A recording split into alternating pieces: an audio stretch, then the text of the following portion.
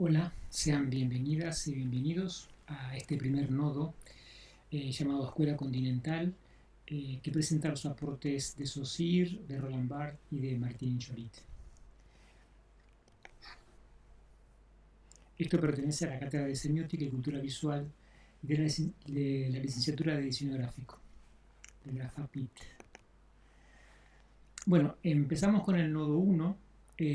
Tuvimos ya la clase de presentación, la introducción, digamos, y este es el primer nodo, cuyo tema, como les comentaba antes, tiene que ver más que nada con una parte de la semiótica llamada Escuela Continental. ¿Cómo me interesa que reflexionen, digamos, con este material audiovisual? En realidad, este material no es la presentación del texto de Martínez Joly, aunque vamos a ir viendo todos los aportes que la autora hace. Pero nuestro interés fundamental es que este material sirva como recurso didáctico para completar de algún modo aquello que ustedes están trabajando con la lectura del texto, que es eventualmente insoslayable. O sea, parte de la formación, digamos, de la materia tiene que ver con la lectura de este texto y también con la escucha atenta de este material audiovisual.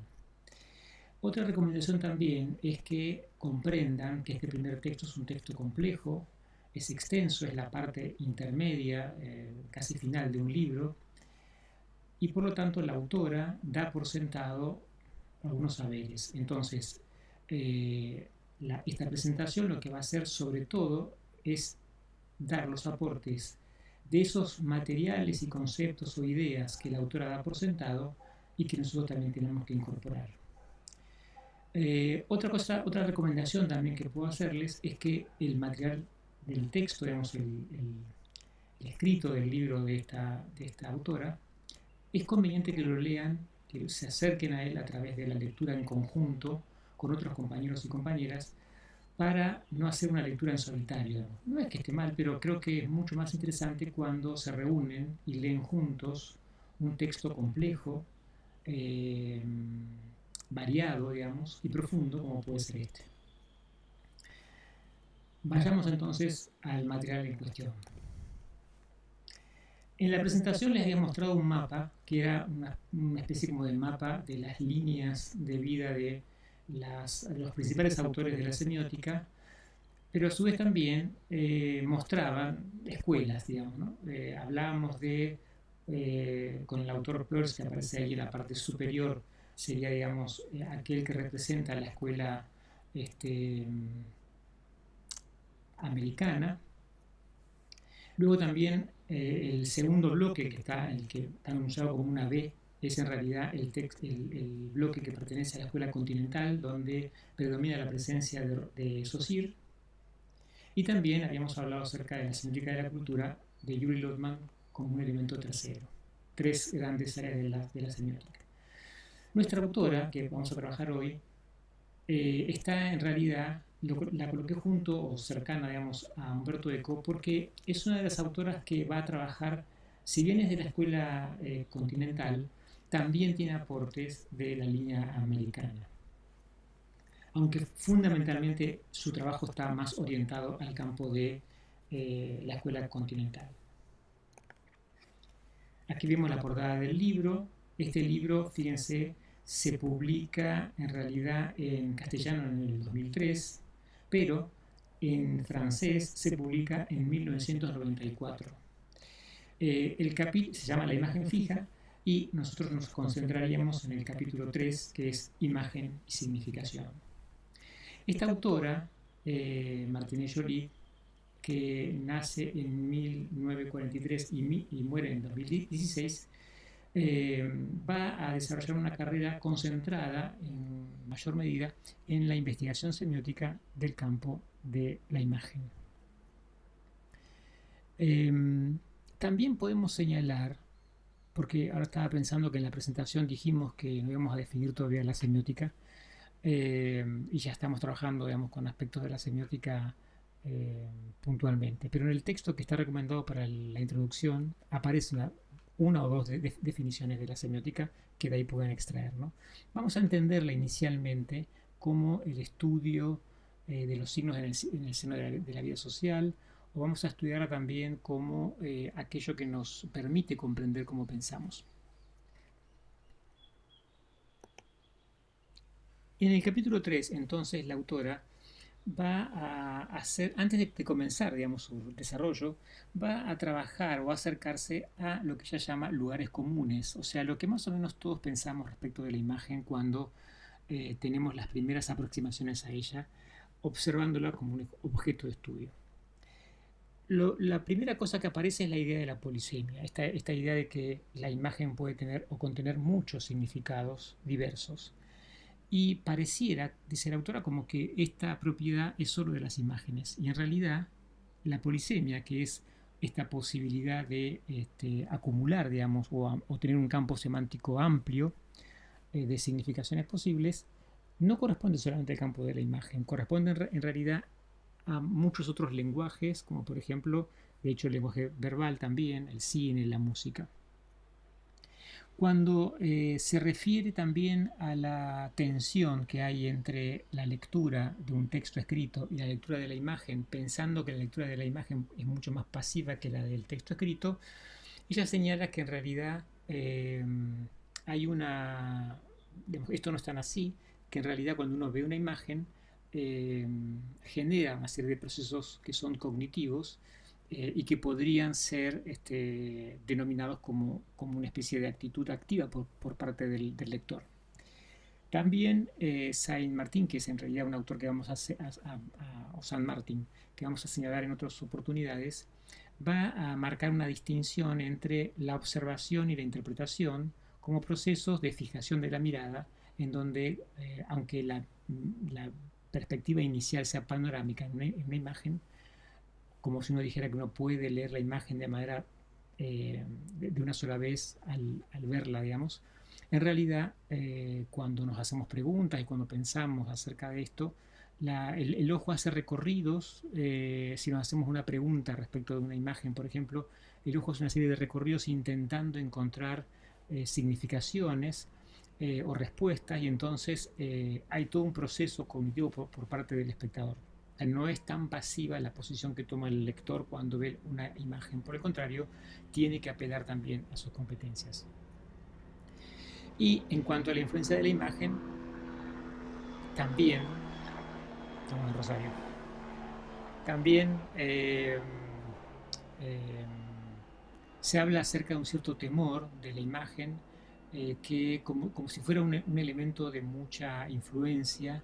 eh, y ella rescata, digamos, la autora, el debate nunca concluido acerca de que puede haber, en el caso de la percepción de las imágenes, una mímesis o una catarsis. Si hay una mímesis, puede ocurrir que esta repetición de la percepción de la violencia puede eventualmente llevar a banalizarla, dice la autora, y a imitarla. O también, por otro lado, puede aparecer la percepción de las imágenes de la violencia, por ejemplo, como una suerte de purga que evite al sujeto pasar de la percepción de la imagen a los hechos.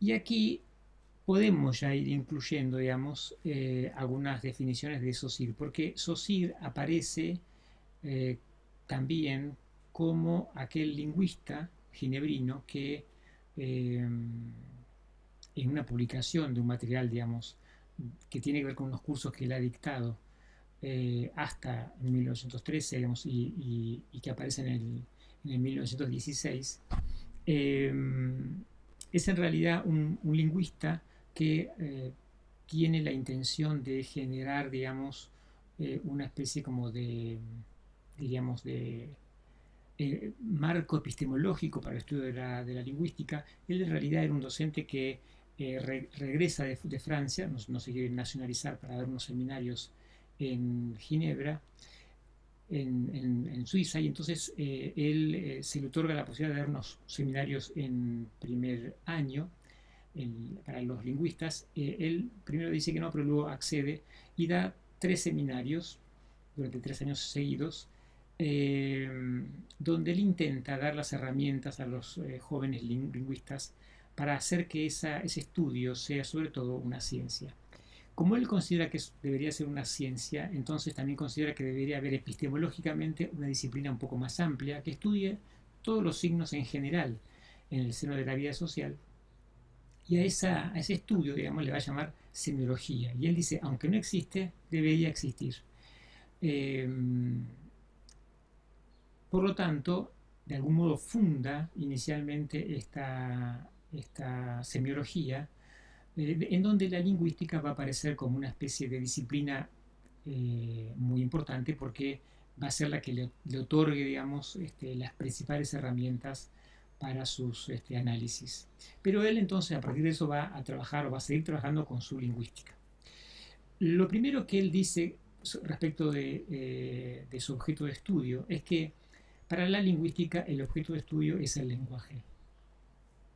Pero ese lenguaje, dice Saussure, es en realidad un objeto heteróclito, está conformado por elementos diversos y habría que aclarar cuáles son. En principio, dice él, podríamos separar dos ámbitos del lenguaje. Por un lado tenemos el habla, que es de orden individual, y por otro tenemos la lengua, que es de orden social. El habla sería el uso, la lengua sería el sistema de signos. Está compuesto ese sistema, digamos, que es la lengua, de signos. Recordemos que el habla tiene que ver más que nada con aquello que nosotros nos pronunciamos habitualmente, y la lengua tiene que ver con ese sistema que uno aprende también para poder darle sentido a las concatenaciones de las palabras que usamos para comunicarnos. Estos signos que componen ese sistema de la lengua que hemos estudiado nosotros en la escuela, por ejemplo, primaria o secundaria, como la sintaxis y la semántica, lo que sería una suerte de gramática, digamos, del lenguaje, está compuesto por signos. Saussure, cuando habla de signos pronunciados como palabras, quiero decir, está pensando siempre en palabras dichas, no tanto en palabras escritas. De hecho, él se refiere en dos oportunidades en su curso de lingüística general sobre las palabras escritas, y las va a decir siempre peyorativamente. Él se concentra en la idea de las palabras dichas, y entonces dice que las palabras, que son signos en el sentido que están compuestos por una unión de dos elementos que no se pueden separar. Él las separa solo para el estudio, pero en realidad está compuesto por dos elementos. Por un lado, está compuesto cada palabra, digamos, de un significado. Si yo digo, por ejemplo, la palabra gato, tendrá un significado, o varios, dentro de la polisemia. Y a su vez también reconoce la presencia de un soporte que él llama inicialmente imagen acústica en el sentido que es un parecido, por eso lo de imagen, con un sonido, por ejemplo, de la palabra gato, que se nos enseñó en algún momento que todos aprendimos a pronunciar de un cierto modo. Y que seguramente en otros idiomas tendrá, obviamente, otras pronunciaciones. Pero lo primero que reconoce entonces Saussure es que el lenguaje no es una nomenclatura, no es un listado de cosas que señalan las cosas del mundo, sino que es un sistema. Un sistema de signos. Y aquí también aparece el concepto de código. ¿Cómo hace un sujeto para aprender, un niño para aprender a hablar? En principio, dice Saussure, lo que tiene que hacer es tratar de recortar una parte amorfa de su pensamiento, amorfa en el sentido que no tiene aún forma, no tiene estructura, digamos, con una parte amorfa de su capacidad fónica para poder pronunciar. Entonces, esa parte de la mente que podría ser definida como la idea de un animal de cuatro patas que maulla, digamos, podría ser conectada con la posibilidad fónica de la pronunciación gato. Cuando se establece ese vínculo entre una porción del pensamiento y una porción de la capacidad fónica, tenemos un código, y como es un código como un puente entre estos dos elementos diversos, es un recorte, entonces lo pensamos como un código, como un puente, como un código, y es también, por supuesto, discreto y digital. Digital y discreto quiere decir entonces que de ese continuum que implicaba el pensamiento aún sin forma y la posibilidad de pronunciación que tienen las personas se informa todavía cuando uno es un niño o una niña. Entonces aparece, digamos, esta idea del recorte y del código. Em, por lo tanto, en la comunicación podemos definir el código como ese conjunto de elementos que se combinan siguiendo ciertas reglas y que son semánticamente interpretables. Él va a dar una serie de aportes al campo del estudio de los signos y del sistema de la lengua, en donde se va a concentrar. Primero va a decir que la unión, esa unión que se establece entre ese concepto y esa imagen acústica o ese significado y ese significante, no va a tener ningún tipo de motivación. No hay motivación para que se conecte el concepto de gato con la palabra y esa pronunciación particular que tiene, como suena gato. Como es inmotivado el vínculo, también podemos decir, dice Saussure, que es un vínculo arbitrario. Además también reconoce que ese sistema es un sistema de valores, o sea que no es importante la sustancia, sino la forma. Y para eso lo compara con un juego de ajedrez, ¿no? Donde de repente uno puede jugar con las piezas que el juego de ajedrez tiene, pero si de repente se nos pierde una pieza, eventualmente podemos reemplazarla por otra cosa, mientras que ocupe el lugar del valor que esa otra pieza tenía, puede tener otra sustancia, pero no puede perder la forma para poder seguir jugando en ese juego. Otra cosa de los otros aportes que también va a señalar es que aunque el usuario no lo perciba, ese sistema va cambiando con el paso del tiempo. Por lo tanto, parece para el sujeto usuario que es algo inmutable, que habla siempre más o menos igual, pero que en realidad si uno estudia en el tiempo el lenguaje, va a encontrar que es cambiante. Luego también reconoce dos aportes más. Por un lado, que uno puede hacer un estudio del lenguaje de manera unido al tiempo. Por ejemplo, si pensamos en la evolución del lenguaje, a eso le va a llamar estudios diacrónicos. Dia quiere decir salto y crónico tiene que ver con el tiempo. Y también puede hacerse estudios a través de, o considerando el estado de la cuestión, lo que llamaríamos un estudio de tipo sincrónico, sin de singular. Y preferentemente la semiótica desarrolla, o la semiología va a desarrollar, digamos, estudios de tipo sincrónico. Y también analiza o se acerca, digamos, a considerar el modo como uno puede conectarse con ese estado de la lengua, y va a hacerlo a través de relaciones. Esas relaciones van a ser así. Por un lado, él reconoce que cuando uno habla establece una especie como de cadena, en el sentido que se van uniendo las palabras entre sí. A esa relación en presencia le va a llamar relaciones sintagmáticas, pero para comprender una palabra hay que poder en realidad también saber cuáles palabras nos han pronunciado. Por lo tanto, hay también relaciones de orden paradigmático, que serían en ausencia y que configuran en su completud, digamos, esa posibilidad entre las relaciones sintagmáticas y paradigmáticas que nosotros comprendamos el lenguaje. Sobre todo, habría que rescatar la idea entonces que para Saussure el lenguaje es un elemento relacional, sobre todo, los signos se ponen en relación, digamos, por eso se llama de valores puros, que no tienen sustancia, sino que tienen solamente forma, para poder comprender ese primer avance en el campo de las investigaciones de la semiología para el estudio del sistema de la lengua. Ahora bien, la autora Martine Joly, se pregunta en la segunda parte, digamos, en imagen y sentido, que ahora sí es una especie como de acercamiento más específico del campo de la imagen, se pregunta acerca de cómo es que llega el sentido a la imagen, cómo es que la imagen porta el sentido, digamos, ¿no? Habíamos establecido antes, con la lingüística de Saussure, que el sentido, en todo caso, aparece en el conglomerado de signos cuya relación de significado aparece por una especie de convención. Bueno, hay toda una serie de problemáticas en relación con el tema de los códigos, pero la autora va a señalar primero un enfoque iconológico y luego también un enfoque semiológico para el campo de la imagen. Y nombra a lo que para otros autores es en realidad un presemiótico, a Panofsky, que propone un método de análisis como el de la iconografía, de la iconología.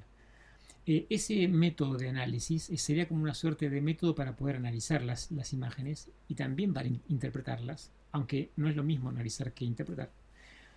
Propone entonces tres niveles. El primero es la descripción preiconográfica, que sería el modo en que uno describe lo que está observando sin mayor atención más que una descripción, digamos, de aquello que ve. Un segundo nivel de análisis iconográfico, que ya implica establecer una relación entre lo que está viendo con el mundo de las significaciones posibles.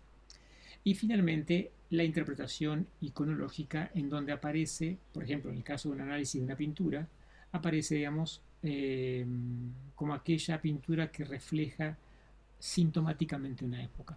Aparecen también ahí la idea de los valores. No dejaría de lado la idea que este tipo de metodologías de análisis no tengan ya un acercamiento lejano, pero un acercamiento a la propuesta que se va a hacer también desde la cátedra sobre cómo podemos analizar imágenes.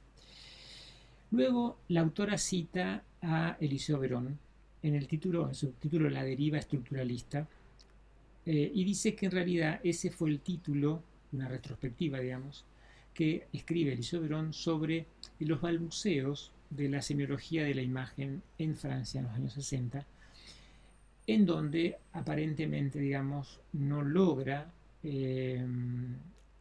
desprenderse de la deuda que tiene ese estudio de las imágenes con las herramientas de esa lingüística saussuriana inicialmente. Y aquí también nombra a Roland Barthes. Ahora vamos a ver más sobre él, pero nombra de Roland Barthes un texto en particular llamado La retórica de la imagen, donde Roland Barthes analiza una pieza de diseño gráfico utilizando los conceptos que venía manejando de Saussure. La autora señala lo siguiente en la página 106. Eliseo Verón sostiene: en cuanto a la semiología estructuralista, a menudo se demostrará insensible a la dimensión social de los objetos, fotografía de prensa, publicidad, punto de partida del análisis. Y luego también es Eliseo Verón el que va marcando una serie de transformaciones que se van dando, y también Humberto Eco, en el pasaje de las preocupaciones iniciales. Eso también lo comentamos en la clase de introducción cuando hablamos de diferentes generaciones de la semiótica.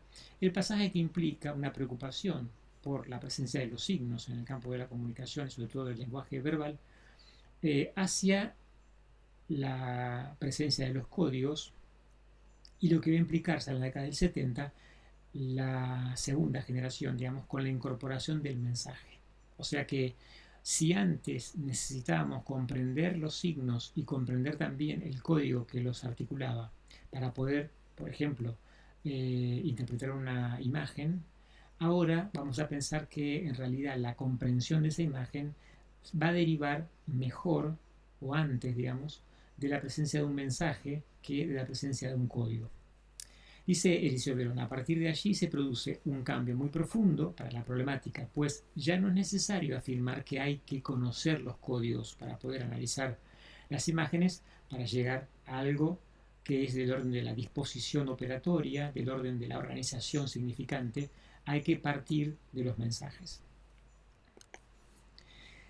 Para profundizar un poco también en los aspectos de Roland Barthes, vamos a ver este texto que menciona la autora, pero uno anterior, llamado El mensaje fotográfico, en donde, que aparecen en un mismo libro llamado El lóbulo obtuso.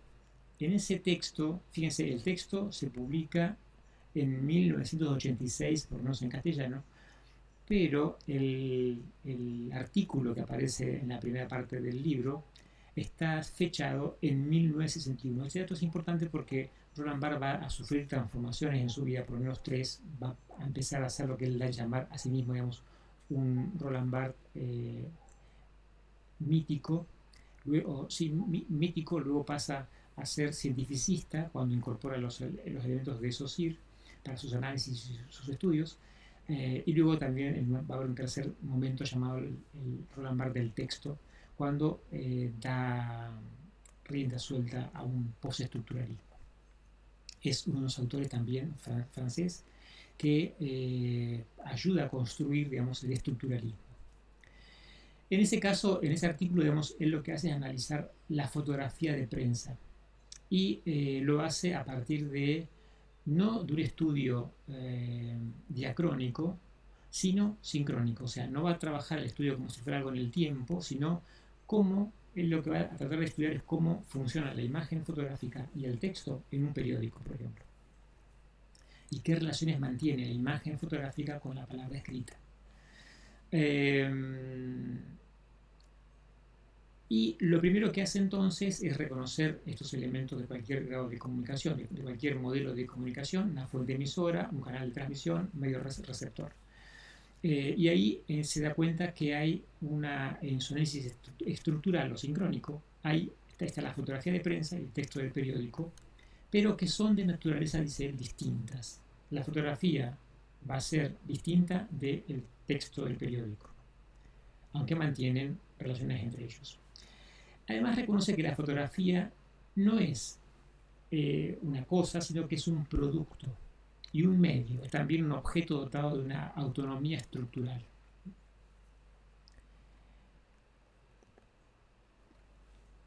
Y lo primero que reconoce es la presencia de una suerte como de paradoja fotográfica. Por lo siguiente, él dice, es raro, yo veo una fotografía y me doy cuenta que la fotografía es un continuum, o sea que no hay códigos, porque no está esa posibilidad que teníamos con el lenguaje, como lo vimos con Saussure, donde se podían dividir los códigos que fragmentaban en parte, digamos.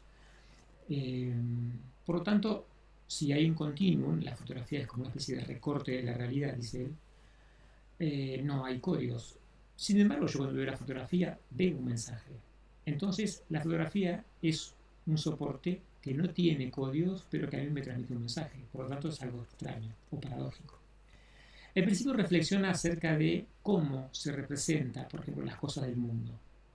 Y reconoce estas dos modalidades, ¿no? Por un lado, la palabra lleva una transformación, un relevo, un código. Por ejemplo, la palabra jarrón no se parece en nada al jarrón real, digamos. Y la imagen, que aparece como un análogo. Recordemos que el jarrón, entonces, como pertenece a un código, es digital y discreto. La imagen, entonces, por el otro lado, hay una reducción, o sea, la imagen representa el objeto, pero plano, con diferencia de colores, a lo mejor más pequeño. Pero es un análogo, o sea, no tiene códigos. Para poder resolver esa cuestión paradojal, digamos, también utiliza las herramientas que vienen de otro autor llamado Hiemler, que también ya vamos a ver un poco más adelante, en donde aparece la idea del mensaje denotado, que es aquello que uno puede ver, se va a definir así rápidamente, digamos, y el mensaje connotado, que es aquello que yo puedo leer en el mensaje. Entonces, para lo denotado requiero solamente una descripción sencilla, rápida, y para lo connotado requiero de otros saberes, de una suerte, dice Roland Barthes, de retórica de la época. O reserva de estereotipos también. Eso también lo vamos a ver más adelante. Pero en principio advertimos que hay una distinción entre la palabra cuando se refiere a una cosa, como puede ser el jarrón, digamos, y la imagen de un jarrón, que también se refiere al jarrón, pero lo hace de un modo analógico. Por lo tanto, dice él, tenemos la fotografía de prensa con su paradoja fotográfica, donde coexisten estructuralmente dos mensajes, el denotado y el connotado. El denotado lo va a ubicar en el lado de lo continuo, ¿verdad? Se percibe, se puede ver, puramente denotativa, perfectamente analógica, incluso dice el autor corre el riesgo de ser mítico, y también lo conecta con lo real y con la mímesis. Y por otro lado, en lo discreto aparece lo que se lee de la imagen y que es lo que remite a una reserva tradicional de signos, lo que supone un código. Un código en el sentido que, por ejemplo, si yo pienso que un conjunto de libros determina la idea de que hay una persona oculta, si yo hago una fotografía donde detrás de mí hay libros, uno puede pensar que la persona que está hablando es culta. Pero esa presencia de libros arma como una suerte de retórica por la cual se entiende que esos libros están ahí y han sido leídos por la persona que está hablando, ¿verdad? Fragmentamos parte de la realidad para darle un sentido. Otro ejemplo también interesante que presenta Roland Barthes es la idea de la segmentación de lo que es continuo. Nosotros cuando movemos nuestras manos, cuando hacemos gestos, lo hacemos de manera continua, no, nada se recorta, digamos. Pero para poder transmitir mensaje a través de las manos, por ejemplo, tenemos que armar una suerte como de segmentación, que es un poco lo que aparece ahí en esa suerte de quirología, digamos, en donde las manos aparecen en posiciones distintas y cada una de ellas se le otorga algún tipo de sentido.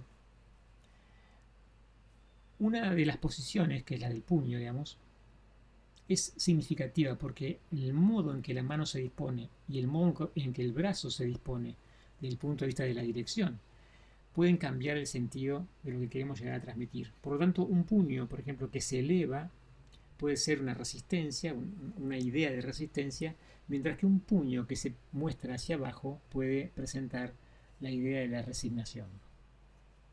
Él lo analiza en un fotograma de la película El acorazado Potemkin. Esta idea de la resignación, ¿no? Ese puño que se cierra, digamos, sin poder hacer nada, por un lado, y por otro lado, hacia abajo, que desciende, digamos, mientras que el ascendente, que se eleva sobre el cuerpo también incluso, es un poco más amenazante y aparece como la idea de una resistencia. El segundo texto de ese libro Orgullo y Obtuso, en la primera parte del libro, se llama Retórica de la Imagen, y ahí él, Roland Barthes, intenta analizar ahora una pieza gráfica. ¿Por qué analiza una pieza gráfica? Porque dice que en realidad, si va a analizar una imagen, la pieza gráfica representaría un mensaje que tiene un énfasis puesto en la comunicación. De hecho, este análisis, el análisis de los fideos Panzani, se presenta hoy como una suerte de análisis, diríamos, mítico, porque siempre está citado, porque es uno de los primeros que aborda, digamos, la problemática del análisis semiótico o semiológico de la imagen. En esa fotografía que la analiza, digamos, en esa publicidad, determina que hay una presencia de tres tipos de mensajes. Hay un mensaje lingüístico que él rescata inicialmente y se refiere justamente al nombre de la marca, que es Panzani. Recordemos que Panzani es una marca de fideos italianos que están en Francia. Y en Francia Panzani suena a algo italiano, digamos. Ya la sonoridad de la palabra, más los colores rojo, verde, rojo, verde y blanco, que representan la bandera, digamos, también de Italia, son elementos que van como condicionando lo que él va a dar en llamar el concepto o el mensaje de la italianidad, que antes también veíamos. Lo italiano aparece reflejado también, bueno, en los otros elementos, ¿no? En el queso, en los tomates. Hay entonces una función también de la palabra en relación con la imagen. Él nombra dos funciones, aunque Martín y Joly luego va a encontrar otras más, pero él nombra dos. El anclaje, que es cuando la palabra que acompaña a la imagen reduce esa polisemia que la imagen puede llegar a aportar. Y el relevo, que sería cuando la palabra cuenta o dice cosas que la imagen no puede mostrar. Y completa lo que él llama como la diégesis, digamos, ¿no? La narración de esa imagen. El mensaje lingüístico es lo primero que Roland Barthes va a encontrar, digamos, cuando analiza la imagen. Recordemos que la imagen está tomada o está considerada como una imitación, una copia del mundo real, ¿no? Y luego encuentra dos mensajes más. Un mensaje icónico, denotado, de continuo, analógico, como lo comentábamos antes. Fíjense que dice mensaje icónico denotado. Recordemos que icónico es un tipo de signo que inicialmente se consideraba como aquel signo que se parecía mucho a lo que representaba. Por ejemplo, pensemos en la pintura del rey octavo, cuando la pintura del rey octavo se parecía mucho al rey octavo visualmente, ¿no? Entonces esa pintura era un icono del rey octavo. Ícono, bueno, icono viene de icon, que quiere decir algo así como la representación de algo que tiene que ver con un cierto dios que aparece, digamos, en el objeto que lo representa, el icon. Bueno, pero además también encuentra un segundo nivel, que sería el nivel que nos permite a nosotros también en la imagen leer el mensaje, que sería lo discreto, y que de lo que trata es de una retórica de la imagen. A esto le va a llamar el mensaje icónico connotado. Recordemos entonces que lo denotado era aquello que se presentaba como lo que la imagen portaba, lo que la imagen porta, digamos. A su vez también lo icónico connotado como aquello que la imagen muestra y da a entender a partir de una serie de codificaciones. Por ejemplo, si pensamos que en el nivel de lo denotado podemos observar una red, eh, hortalizas, queso, lata, unos paquetes de fideo, en lo connotado encontramos que, por ejemplo, la red abierta como se ve, digamos, también puede hacernos pensar en el cuerno de la fortuna, porque los objetos están como saliendo, como desbordándose, digamos, ¿no? Y también la red como aquello que implica la pesca, ¿no? La idea de los pescadores. Roland Barthes va trabajando sobre unos diferentes niveles en relación con esta posibilidad, digamos, de retórica de la imagen. Y reconoce que uno de los signos icónicos que aparece en la imagen es el tomate rojo. Este objeto no es menor, porque en realidad más tardíamente Martinez Joly va a señalar que aquí Roland Barthes comete una especie como de, no es un equívoco, pero es en realidad porque no estaban avanzados los estudios sobre el campo de la imagen. Lo que confunde es que Roland Barthes encuentra ahí en un tomate rojo un signo icónico. En realidad, Martinez Joly va a decir con otros estudios más contemporáneos que ahí no hay un solo signo, sino que hay dos signos. Primero, habría que remarcar también esta otra idea, que los tomates no son todos rojos. Vieron que una vez uno cree que si quiere visualizar un tomate lo tiene que pensar rojo, y en realidad hay tomates de colores diversos, maduros todos, pero pueden ser amarillos, oscuros, claros, en fin. Por un lado, no son todos los tomates iguales. Fíjense que algunos se parecen como si fueran de oro. De hecho, para algunos los tomates, los italianos lo recuperan como una suerte de manzana de oro. Ven que los amarillos se parecen a manzanas de oro. Y ahí viene el pomodoro de los italianos. Pero eso es también incluso los tomates mismos, digamos, que son rojos en su madurez, pero antes han pasado por una especie de transformación cromática de los verdes, pasando por los amarillos, los naranjas, hasta llegar a los rojos. Por lo tanto, esto más que nada para marcar que el tomate y el rojo son dos cosas distintas, no son una misma cosa. Por lo tanto, tenemos por un lado el tomate rojo, digamos, y tenemos también el tomate como signo icónico, por un lado, y el rojo como un signo plástico, va a decir la autora, o sea, como un elemento de color. El color rojo, o el rojo del color, digamos, tiene una significación propia, más allá de la forma que adquirió ahí, como la forma de un tomate. Por ejemplo, aquí a lo mejor, unido a la iconización, el rojo complementa la idea de un objeto natural.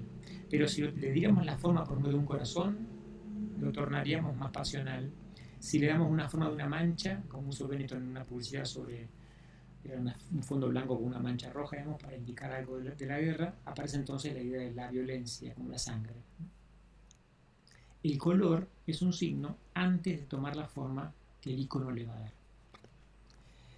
Y de eso es lo que trata la tercera parte, que se llama la imagen y los signos, donde aparece una tríada, digamos, el signo icónico, el signo plástico, un poco lo que vimos recién con respecto a los colores, y el signo lingüístico, como tres componentes, podríamos decir, de las imágenes. Ella va a sostener que las imágenes tienen en realidad permanentemente estos tres elementos. Y a su vez, en los signos plásticos va a reconocer una división.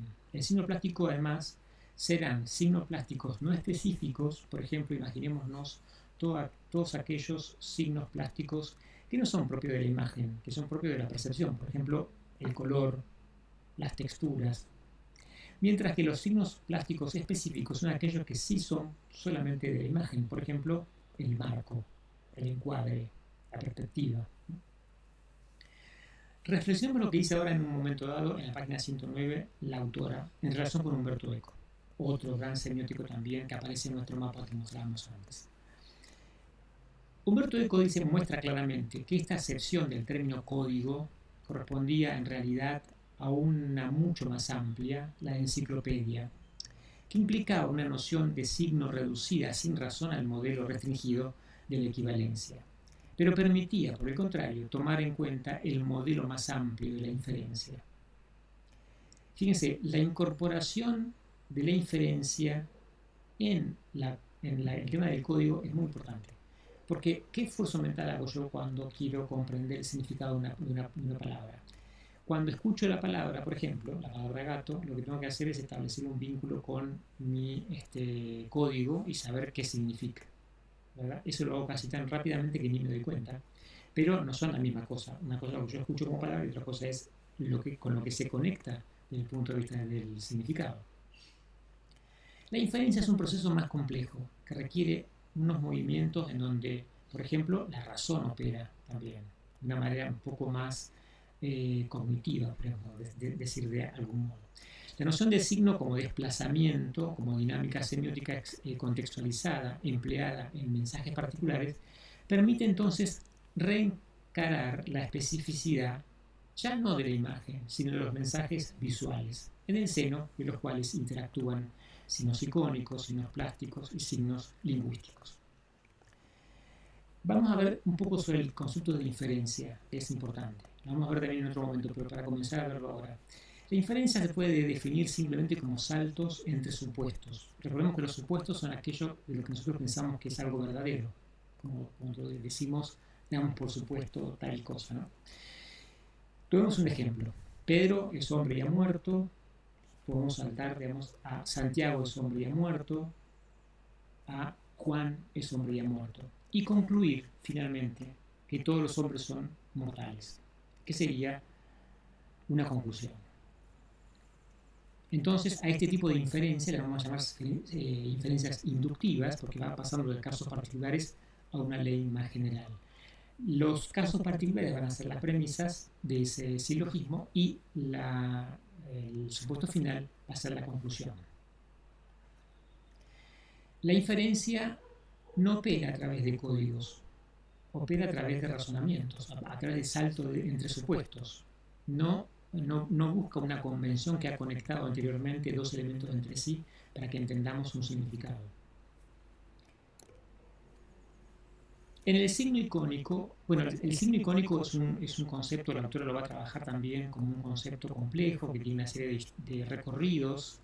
El iconismo simple, que aparece inicialmente como aquel signo que se parecía mucho a su objeto, va a ser reemplazado por un proceso cognitivo más complejo, por lo tanto no es tan simple. Y aparece el grupo mu, allí tienen una serie de comentarios acerca de qué es, de dónde viene el grupo mu, pero el grupo mu, digamos, genera un estudio en el Tratado del Signo Visual, en 1992, que propicia una serie de revisiones y de especificidades para el campo del estudio del signo visual.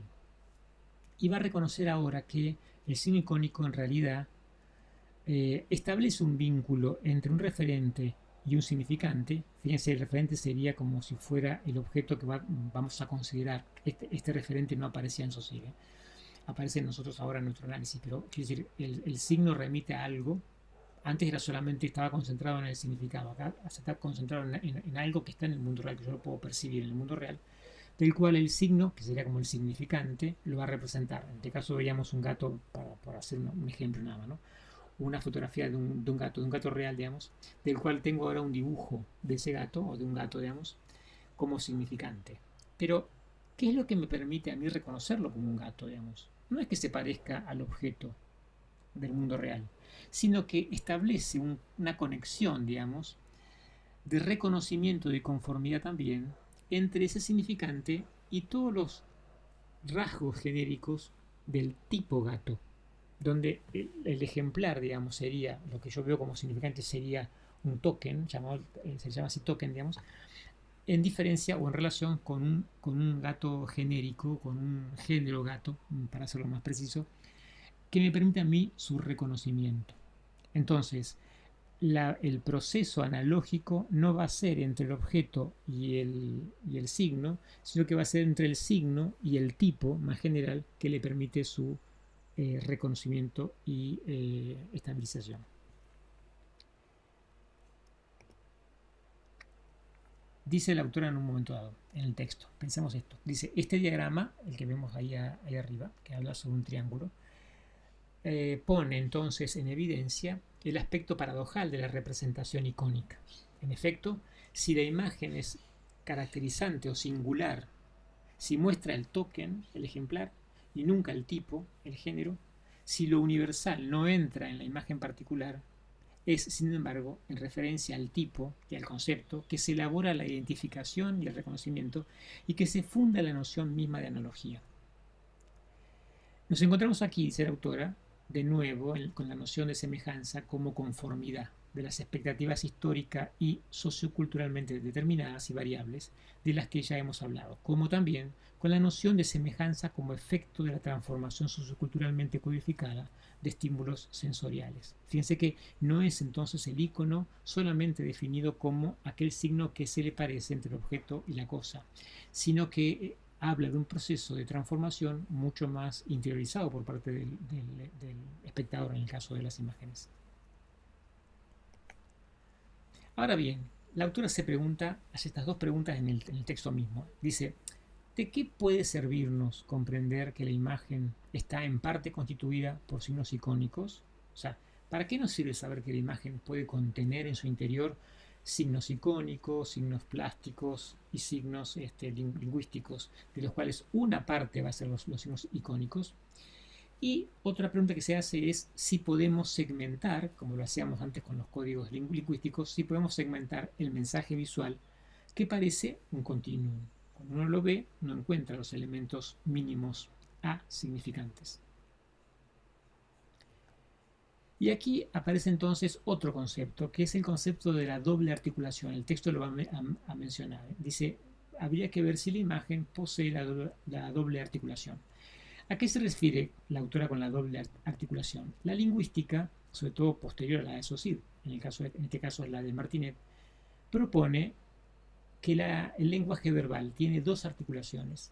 Por un lado, la articulación de los monemas. Y esto serían las palabras. Yo digo, la palabra gato es un monema. Esa es la primera articulación. Yo puedo tener, por ejemplo, la frase el gato está en el tejado y entonces tenemos ahí una concatenación de significantes que promueven, digamos, la idea de una articulación primera entre términos. A su vez, esta división la subdivide entre lexemas y sememas, porque los monemas en realidad son como las palabras, pero la palabra gato no contiene solamente un elemento, contiene dos en realidad también. Los lexemas, que sería como si fuera la raíz, en este caso de gatos es gat, y los sememas, que aportan el significado gramatical. Si yo digo gata o gatas, cambio el género o cambio el número. Entonces, estas otras partes, estos sememas, son en realidad componentes de los lexemas que a su vez conformarían, una vez que se pronuncia todo junto, como unos monemas. Palabras que tienen un significante y un significado. La segunda articulación sería la de los fonemas, que son en realidad elementos significantes, pero que no tienen significado. Como por ejemplo, la letra G, la letra A, la letra T, la letra O y la letra S que componen la palabra gatos. Esto sería entonces una doble articulación. Pero fíjense que todo es sencillo porque está todo digitalizado, podemos decirlo, dentro de la línea que trabaja Saussure, de la lingüística. En la imagen, vemos ahí el ejemplo de una imagen que yo también mostré en la introducción del cartel de la Semana Santa de Sevilla de este año, del 2024, por cierto, prohibido ahora, en fin, lo sacaron de los folletos. Nos podemos preguntar si eventualmente nosotros podemos descomponer la imagen en elementos que no sean significantes. Bueno, la autora hace toda una serie de recorridos, de pruebas, de ensayos, digamos. Luego también hay una suerte de pérdida, digamos, de orientación al respecto. Cita entonces, el texto cita, digamos, a Saint Martin, como les comentaba antes, cuando él habla del colorema como si fuera una unidad básica del lenguaje visual y que está, dice, construida por la reunión de las variables visuales percibidas en la obra, en donde el colorema es concebido, de hecho, a partir de una focalización de la mirada. Esta idea de que podemos encontrar, esto ya es más tardío, fíjense que este material aparece en 1987 de San Martín, donde se empiezan como a aislar los recursos visuales que se utilizan, no ya los que son icónicos, no aquellos que se parecen a algo, sino aquellos que tienen que ver con los que luego van a conformar ese icono. Esos elementos, por ejemplo, pueden ser las líneas, pueden ser, por ejemplo, los contornos, pueden ser las formas, empiezan a aparecer como elementos que pueden ser considerados como elementos iniciales o asignificantes. Uno de los textos que estoy seguro que van a abordar en algún momento de su carrera, digamos, y muy interesante caso, es el caso de Christian Le Borg, porque Christian Le Borg presenta un texto llamado la gramática visual. Recordemos que la gramática visual sería, en la división que habíamos hecho en el primer día de clases, la unión entre sintáctica y semántica. Esta gramática visual en realidad, digamos, da cuenta de los elementos que componen las imágenes, pero de manera aislada.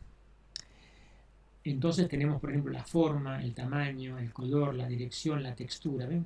Como si fueran divididas en partes, ¿no? Las texturas también aparecen como si fueran divididas en partes y trabajadas antes de que alcancen un nivel iconográfico. De hecho, el texto de Le Borg no muestra en ningún caso imágenes, son todos, digamos, formas las que va presentando el autor, ¿no? en su texto. Por lo tanto, aparece ahora entonces la idea de un signo plástico. El signo plástico es en realidad un signo que deberíamos separar del signo icónico. ¿Por qué hablamos de un signo plástico? Porque en realidad lo plástico, que puede ser, por ejemplo, un color o el color de una forma, es en realidad en sí mismo un signo. Esto viene también de la mano de Hiemblef. Hiemblef en su glosomática estudia, hace como si fuera avance del campo de la lingüística de Saussure y reconoce en su terminología, reconoce que hay una parte manifiesta, a lo que va a dar el significante, digamos, de cualquier objeto de una lengua, y lo va a oponer ese plano manifiesto al plano del contenido, que sería un poco también el significado. Y el autor dice lo siguiente en la página 118. Señalemos de paso que esta oposición expresión-contenido no oculta para nada la falsa e inadecuada oposición fondo-forma, que no permite analizar ni uno ni otro. Forma no se opone a fondo, salvo en el lenguaje cotidiano. Fíjense, forma. Forma en semiótica es el sinónimo de estructura. Forma no se opone a fondo, se opone a sustancia o materia. Y agrega, los medios de expresión tienen su propia sustancia. Por ejemplo, imagen, sonido, a la que se le puede dar diferentes formas. Por ejemplo, todas las elecciones paramétricas, ángulo de toma, montaje, iluminación. De la misma manera en que todo contenido tiene una sustancia. Los demás, por ejemplo, el amor, la guerra, a la que se le va a dar una forma, que es como por ejemplo la novela épica, la fotonovela, la comedia musical, etc. Si lo graficáramos, deberíamos pensar que el mensaje visual tiene lo icónico con significado y significante, y el significante de lo icónico aparece como el significante de lo plástico, que a su vez también tiene un significado. Pensemos que en el tomate rojo, la forma del tomate tiene un significante rojo, pero el significante rojo en lo plástico a su vez tiene un significado, por ejemplo, pasión, guerra, amor. Y llegamos al nudo del texto, que son los signos plásticos y su significación. En esa parte la autora va a hablar sobre los signos plásticos, los separa en específicos y no específicos. En este caso yo no lo voy a presentar porque en realidad es de fácil lectura y se puede trabajar mejor en clase, pero ella va a hablar acerca de los signos plásticos no específicos, aquellos que no pertenecen naturalmente a la imagen, sino que pertenecen a la percepción misma, como el color, la iluminación, las texturas, las líneas, las formas, el espacio, y los signos plásticos específicos que son sí del campo de la imagen, como por ejemplo el marco, el encuadre, la perspectiva, la anamorfosis. Ahí coloqué también una página para ver tipografías anamórficas, muy interesante. El desencuadre, la composición, el ángulo de toma y la pose del modelo, todos recursos que además también ayudan, digamos, en su complejidad a la comunicación, a la percepción, digamos, luego de un mensaje. Al trabajar de esta manera, dice la autora, sobre la percepción, la imagen, y en particular la imagen publicitaria, podrá crear fenómenos de sinestesia. Y ahí agrega, digamos, otro concepto más, el de sinestesia, es decir, de práctica de correspondencias perceptivas que necesitan de otros sentidos que los de la vista, del tacto por el tratamiento de la textura, el auditivo por la elección de la sonoridad de las palabras, incluso del olfato, del gusto por el tratamiento de los colores y de la luz. Ella señala en el texto, por ejemplo, que una textura rugosa, por ejemplo, llama más al tacto que una textura lisa, que a lo mejor conduce más hacia el campo de lo visual. Bien, entonces estos son los signos plásticos. Estos signos plásticos son de vital importancia para pensar la construcción de la imagen. La construcción de la imagen va a contener signos plásticos y específicos y no específicos, y luego también signos icónicos, y también en general en los enunciados que vamos a analizar también casi siempre tienen elementos lingüísticos. Esta relación, dice la autora, se va a presentar siempre como una especie de circularidad. Nos gustaría insistir, dice entonces, sobre el poder, dice la autora, significativo de las herramientas plásticas, a menudo lo más determinante en la producción del sentido global de la imagen, que el poder icónico sobre el que tenemos tendencia a polarizar su atención. Plástico e icónico mantienen una relación de circularidad cuyo análisis resulta indispensable para comprender el proceso de significación del lenguaje visual y para descifrar sus sutilidades.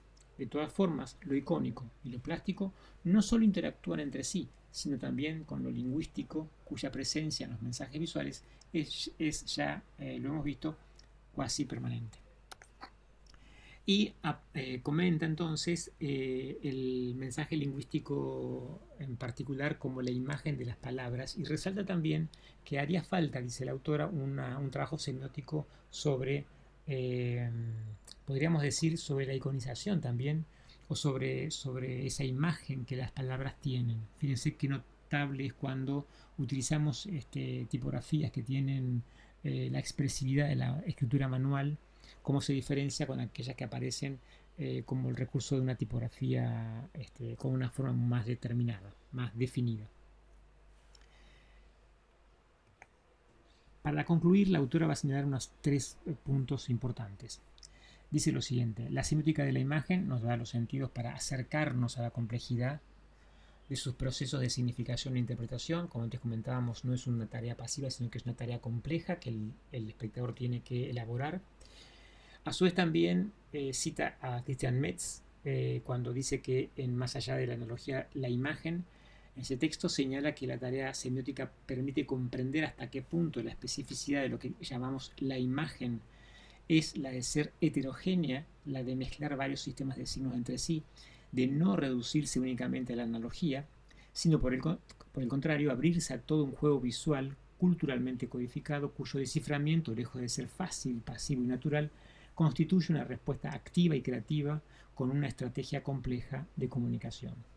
Y finalmente dice: la noción de signo resulta capital para comprender el funcionamiento de los mensajes visuales, para continuar distinguiendo la imagen de la cosa, admitirla como una construcción socioculturalmente codificada de proposiciones de inferencia y de interpretación.